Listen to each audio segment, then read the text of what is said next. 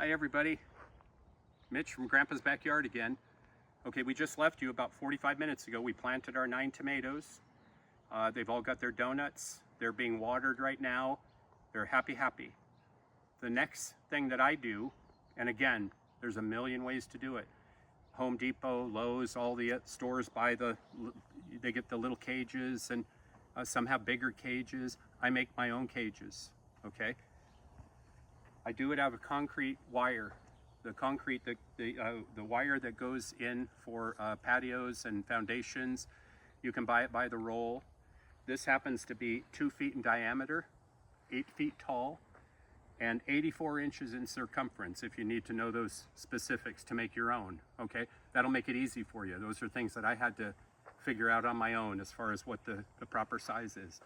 Now you see this cage right here, and the wire only comes up to 5 foot, so this is an additional 3 foot that I put at the top. But as you'll see, by August, they'll all be touching the top. Some will go way over the top.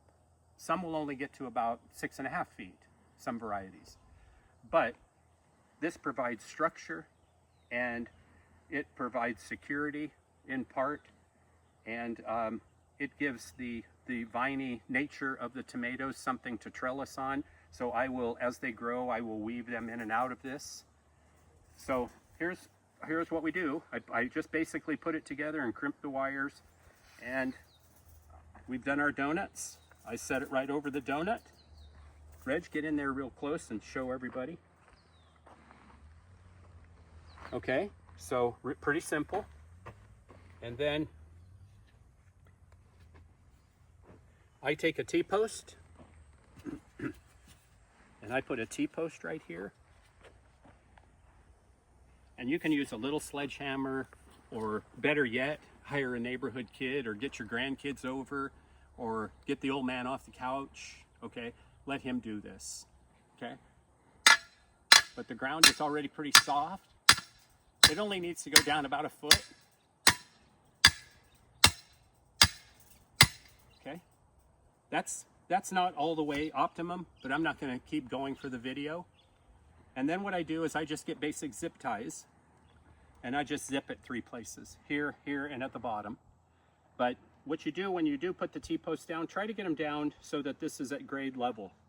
The little flange here at the bottom, just try to get them down there, then they're nice and secure. So the other thing that I do is,